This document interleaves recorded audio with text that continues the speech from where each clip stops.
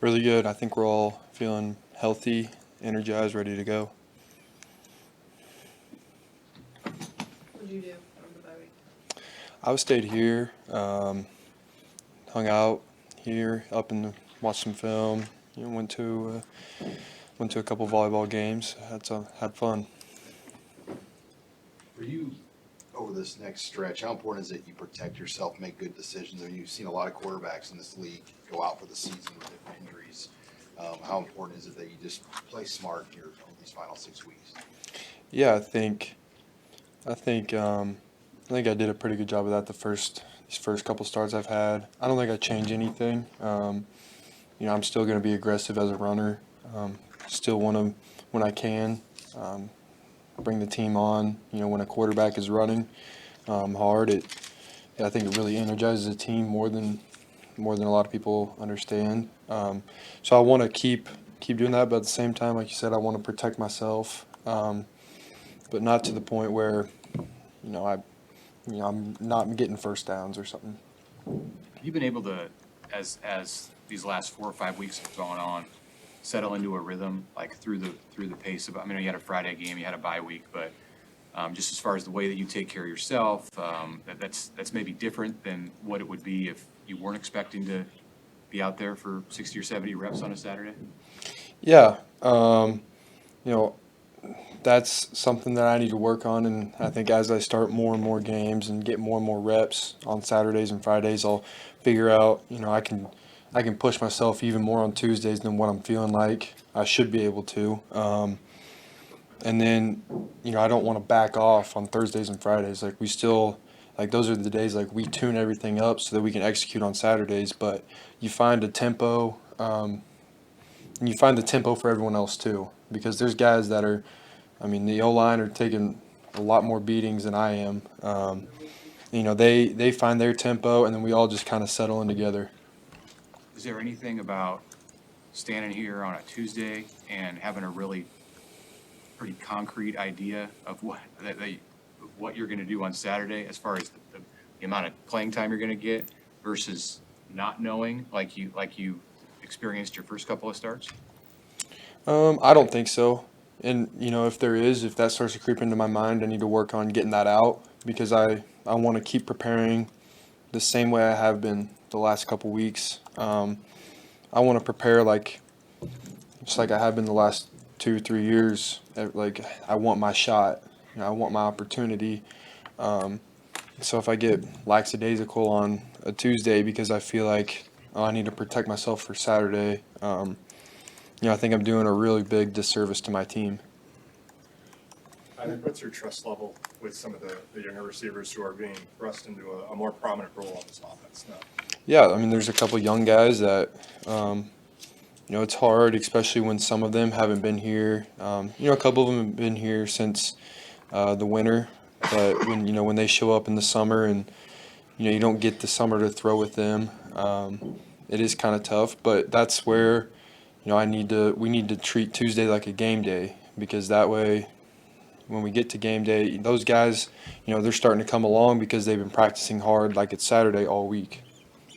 When it comes to the first drive of the game, how do you think that's gone, executing those plays, staying on script with everything? Yeah, it's been, I mean, this year's been kind of weird in that, the first game, we started on the -1 yard line. Illinois, we start on the -1 yard line. So sometimes, stuff like that does kind of throw you off script a little bit, but I think more than anything, it's not the plays, it's how we come out and execute whatever they call. Obviously in an ideal world, we're going to go with the script that, Coach Sat has come up with. But we got to be able to, one of these times we may start on the +1. We got to punch it in on the first play. So I think we just need to go out and execute on the first drive. Heinrich, the coaches used the bye week for a little bit of a self-scout and kind of evaluate where you guys are at. From an offensive approach of where you're at right now, how similar or different is it from what you would have predicted at the start of the year? I think we saw from spring into the fall that this offense is constantly evolving, just because we have so many dynamic players. We we have had a couple injuries and guys that need, like we said, need to come along a little bit. And so, when guys like, Marcus go down, that kind of takes away some of the experience on the outside. So you have to kind of change a little bit. But I don't think we're going to shift entirely as an offense.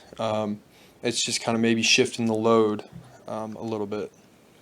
What have you learned, through your first 4 starts? I think especially on this team, if you take care of the ball and do your job, good things will happen. It's not always pretty. We play in a tough conference. This is Big Ten. It's kind of like the NFL. Like, you got to take care of the ball, execute, do your job, and trust the guys on the other side of the ball and on special teams that they'll do their job too, and find a way to get a win. Coach Rule had said you said a couple of weeks ago that becoming a starter and playing is a product of Coach Rule. If you work hard, you'll get out there and play. And obviously, you're seeing you guys get out there a little bit because of injuries. But do you see that same sort of, mentality or that same sort of theme when they get out there and play that might not have been out there before? Yeah, I think our guys are starting to realize in this program that you gain what you work for. So yeah, there may be some injuries in guys, but I don't think guys are looking at injuries as opportunities. They're looking at, okay, it's my turn now. I wasn't put into this role because of an injury. I earned this because of the work that I put in. And so I think as long as we continue to have that mindset, everyone will continue to grow, and eventually we'll be a really good team. How often do you hear from, you grew up in a couple different places, but you spent your high school years in Kearney. How often do you hear from people now back home in Kearney about your play and just what you're doing? Yeah, it's funny. I get texts from, people that got my number from so and so, or, I try to respond to as many of those as I can, just because I know how much it means to have someone from Kearney, someone to represent them. And so that's what I try to do, every time I go out on the field, every time I'm here, every time I'm out in the community. I really try to represent them. Do you hear from former coaches like Coach Harvey or even Coach Oh, yeah. Purdue from a couple years ago? Yeah, I love, talking to Coach Harvey. I try to call him once a week, and he sends me a message, or, there's other coaches too, but try to stay in contact with those guys because they're the ones who, helped me put me in this position. Speaking of volleyball, you took in a couple matches. I know you're laser focused on football, but how cool is it that the volleyball team's got number 1, number 2 this weekend? And I'm sure the football team is aware of that and aware of that team, and the volleyball team supports you guys a lot. How important is it that they have that kind of match after your football game? Yeah, I think there's been more excitement, especially the coaches have started. They all have some of them have daughters who are really love watching those girls, and the football team and the volleyball team, we've been close. We try to support each other as much as we can. And so I think, Saturday, that big of a game after our game, I think it'd be huge if, we both get wins on that day. And, obviously that's going to be a big game for them. So really, really hoping they pull it out. You're going to try to get over there for it? I will, yeah. All right. All right, thank you.